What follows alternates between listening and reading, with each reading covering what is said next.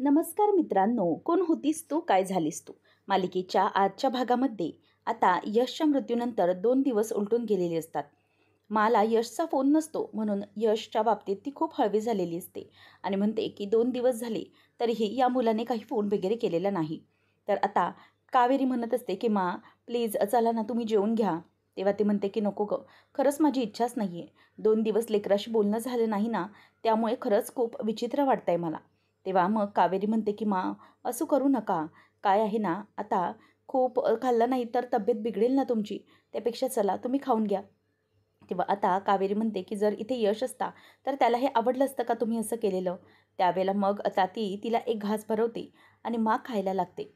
मग त्यावर लगेचच ती म्हणते की तुला माहिती आहे का कावेरी, जेव्हा यश लहान असायचा ना, तेव्हा तू आता कशी मला भरवतेस, तसंच मी यशला भरवण्यासाठी त्याच्या मागे मागे फिरत असायचे. आणि तुला माहिती आहे का, पठ्ठ्या ना खूप हट्टी होता. माहिती आहे, इतका हट्टी की खूप मला दमवायचा. पण जसजसा यश मोठा होत गेला ना गं, तसतसा माझा यश समंजस होत गेला, समजूतदार होत गेला. आता माझ्या तिन्ही मुलांमध्ये माझा यशच जास्त समजूतदार आहे आणि खरंच त्याचं कौतुक करावं तेवढं कमी आहे. त्याची मला खूप आठवण येते गं. तेव्हा आता हे सगळं ती बोलत असते तेव्हा यशचं ऐकून कावेरीला आणखीनच रडू येत असतं.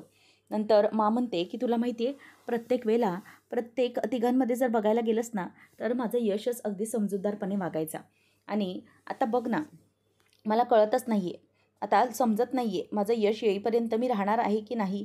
तेव्हा कावेरी आता तिच्या तोंडावर हात ठेवते आणि म्हणते की मा प्लीज असं बोलू नका.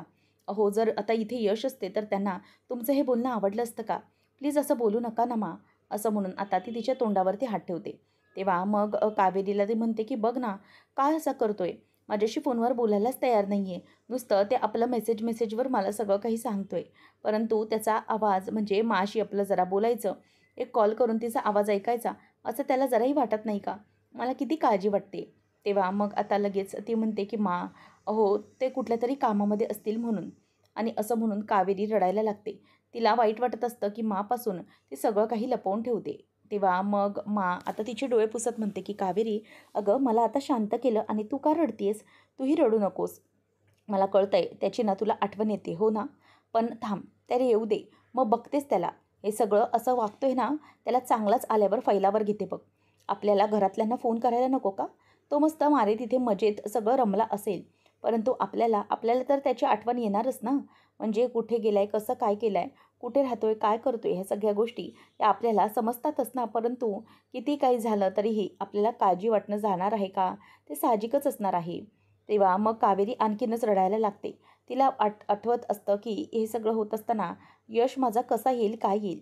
तेवढ्यातच तिथे आता विद्यावाहिनी येते आणि म्हणते की मा, अहो रात्रीसाठी. तेवढ्यातच ती काही बोलायला जाणार आणि म्हणते की काय झालं कावेरी बहिणी, तुम्ही का रडताय?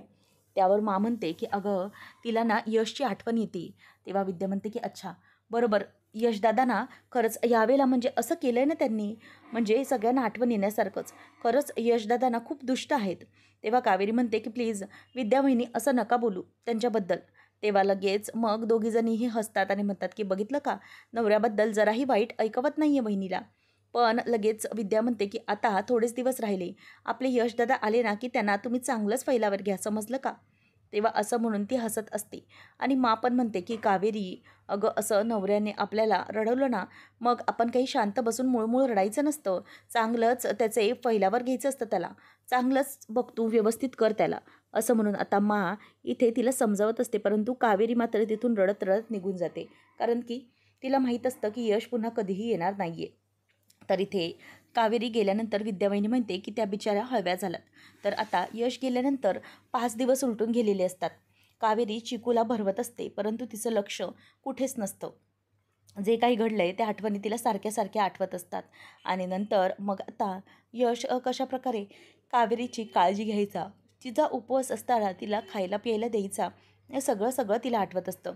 आता बिचाऱ्या चिकूला कावेरी भरवत असते, परंतु तिचं लक्ष सगळं म्हणजे यशच्या जाण्याकडे असतं.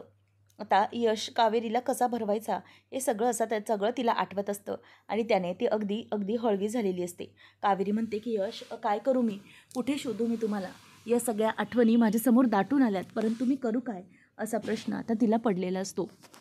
त्यामुळे तू खूपच जास्त आता घाबरलेली असते.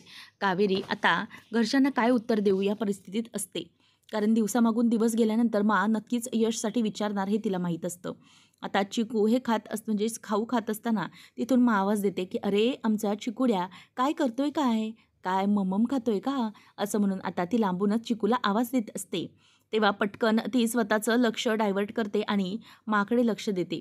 त्यावेळेला आता चिकू हा गप्प बसून माकडे बघून हसत असतो. तेव्हा मग आता ती म्हणते की "चिकुल्या, चला, चला लवकर, लवकर मम्मम खाऊन घ्यायचं. चला आता आता चिकू बाळाचे थोड्याच दिवसानंतर बाबा येणार आहेत. बरं ऐकलंस का कावेरी, मला तुला काही-काही गोष्टी सांगायच्यात. त्या जरा ये म्हणजे कसं आपल्याला समजतील." तेव्हा मग इथे कावेरी म्हणते की "ठीक आहे मा, मी येते. चिकूला भरव आणि त्याला झोपव आणि मग नंतर ये हो." असं म्हणून आता मा तिला म्हणते आणि त्याच वेळेला नंतर चिकूला जाता-जाता म्हणते की "चिकू बाळा, चला आता खायचं छानपैकी ममम आणि गाई करायची समजलं? अजिबात त्रास द्यायचा नाही आहे." असं म्हणून आता मा ही कावेरीला आवाज देते की "ये, तू पण ये लवकर. म्हणजे कसं आहे मी पुढच्या गोष्टी तुझ्याशी बोलून घेते." आता ते निघून गेल्यावर कावेरी पुन्हा रडायला लागते. कारण की यश येण्यासाठीची माची सगळी तयारी असते. परंतु या सगळ्या तयारीमध्ये यश हा स्वतः येणारच नसतो कधी. तो मुळातच या जगातच नाही. कावेरी सोडून कोणालाही माहीत नसतं. त्यामुळे कावेरीला खूप वाईट वाटतं आणि ती तिथेच आता डोकं ठेवून चिकूच्या पायाजवळ रडू लागते आणि म्हणते की "काय करू मी? मला खरंच कळत नाही आहे. चिकूसाठी मी कसं करू? मला आता कळतंय की यश कधीच परत येणार नाही आहेत. पण मी मा आणि घरच्यांना कसं समजावू?" असं टेन्शन आता तिला येत असतं. आणि त्यानंतर मग आता इथे यशच्या मृत्यूनंतर 8 दिवस झालेले असतात. कावेरी ही मोहित जिजूंची वाट बघत बाहेर थांबलेली असते. तेवढ्यातच मोहित जिजू येतात आणि मग कावेरी म्हणते की "काय झालं जिजू? नक्की समजलं का की यशचा अपघात कसा झाला? नेमकं त्याला कसं लागलं ते?" त्यावेळेला मग मोहित जिजू म्हणतात की "कावेरी, अगं हे सगळं मी तुला सांगतो काय झालं ते. अगं नेमकं यशचा अपघात झाला त्या दिवशी त्याच्या गाडीचे ब्रेक फेल झाले होते. त्यामध्ये कोणीही त्याला मारलं किंवा कशाचं काही नाही. आणि ते ब्रेक फेल झाल्यामुळे काय झालं असेल, त्याने सीट बेल्ट पण समोर लावला नव्हता. त्यामुळे तो काय झालं, तर तो गाडीच्या बाहेर फेकला गेला आणि त्याच्या डोक्याला मार लागला होता. आणि हे सगळं असं झालं होतं. आणि म्हणूनच आम्ही सगळं प्रथमदर्शनी पुरावे आणि सगळं काही तिथलं बघितलं. त्याच्यावरून हे सिद्ध झालंय की यशच्या बाबतीत काय घडलं आहे ते. तेव्हा मग कावेरी म्हणते की "असा अचानक अपघात कसा झाला पण? काहीच कळत नाही." तेव्हा मग आता मोहित जिजू म्हणतात की "हो, मलाही काही समजत नाही. पण एक गोष्ट नक्की की कावेरी, तू अजूनही काहीही सांगितलं नाहीस. त्यामुळे जरा प्रॉब्लेम येऊ शकतो." कावेरी म्हणते की "हो, मला एकच गोष्ट समजत नाही आहे की हे सगळं काय करू मी आता? यश नाही आहे, तर मी मा आणि बाकीच्यांना कसं उत्तर देऊ?" तेव्हा मोहित म्हणतो की "तेच मी तुला सांगतोय कावेरी, की जर तू आत्ता काही सांगितलं नाही तर मग कधी सांगणार? कारण खूप मोठा प्रॉब्लेम होऊन बसेल. सगळ्यांना असंच वाटतंय की यश तिकडे लंडनमध्ये आहे, परंतु फक्त तुला माहिती आहे आणि किती दिवस आणखी तू हे लपवून ठेवणार आहेस? त्यापेक्षा तू हे सगळं सांगून टाक मला. लवकरात लवकर सांगशील तेवढं चांगलं." यशच्या मृत्यूनंतर आता 10 दिवस झालेले असतात आणि सगळेजण आता आवरत असतात. कावेरी मात्र त्याच टेन्शनमध्ये असते की कसं करायचं, यशला आता परत कसं आणायचं, या सगळ्या गोष्टी आता तिला आठवत असतात. त्यानंतर मग पौर्णिमा आणि इथे दोघीजणी गप्पा मारत असतात. पौर्णिमा म्हणते की "अहो, काय करायचं ना काहीच कळत नाही आहे वहिनी निशाचं. अहो मुलगी लग्नासाठी ऐकायलाच तयार नाही आहे."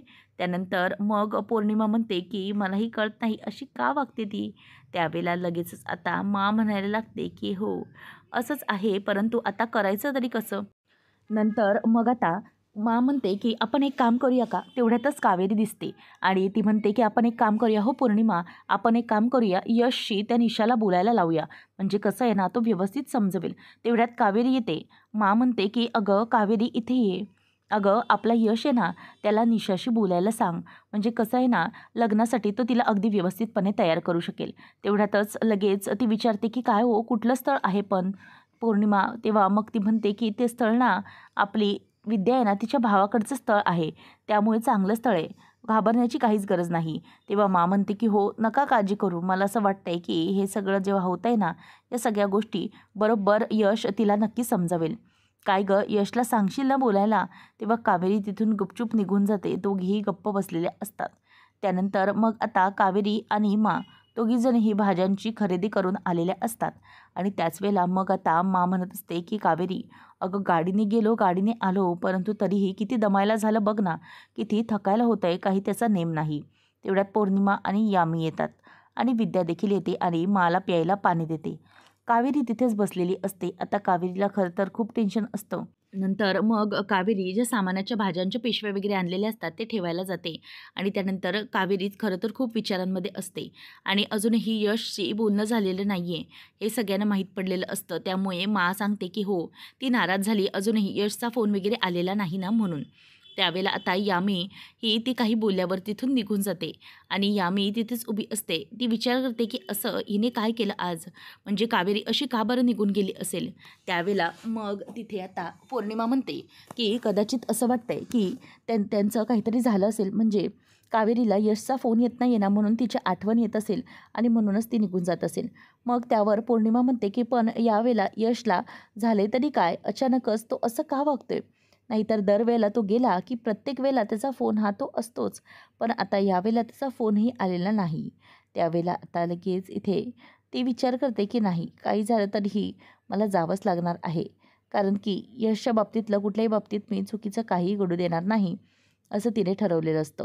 नंतर मग मा म्हणत असते की बरं, यश सगळं काही व्यवस्थित करेल बरं, अजिबात काळजीचं काही कारण नाही आहे. आणि हो, कावेरी म्हणते की म्हणजे यश आणतील ते सगळ्यांना व्यवस्थितच आणतील, अजिबात काळजी करू नका. त्यानंतर मग पौर्णिमा आणि तिचं म्हणजेच यामीचं बोलणं सुरू असतं आणि यश कशा पॉशपिश एकदम गेला होता, कसा गेला होता ते सगळं सगळं ती सांगत असते.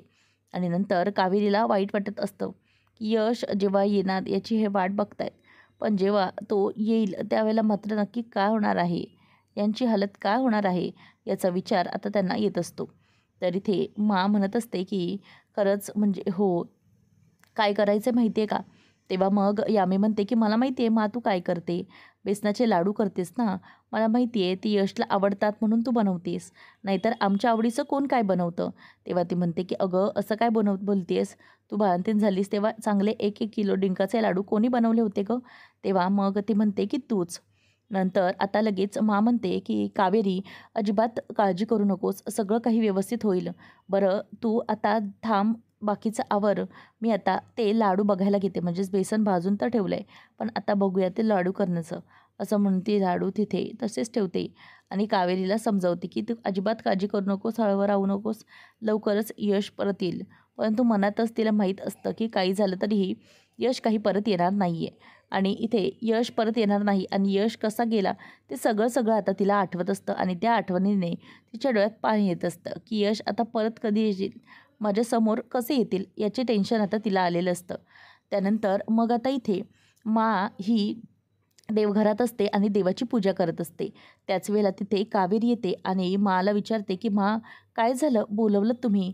तेव्हा आता लगेचच ती म्हणते की हो अगं, आता यशला जाऊन महिना होत आला, 1 ते 2 दिवसामध्ये यश परत येणार आहे आणि मला वाटते की उद्याच त्याची फ्लाईट परत येणार आहे. तेव्हा मा म्हणते की हो बरोबर. नंतर मग कावेरीला ती म्हणते की आपण एक काम करूया का, यशला एअरपोर्टवरून आणायला आपण दोघीजणी जाऊया का. तेव्हा मा तिच्याकडे बघते, कावेरीचा चेहरा पडतो.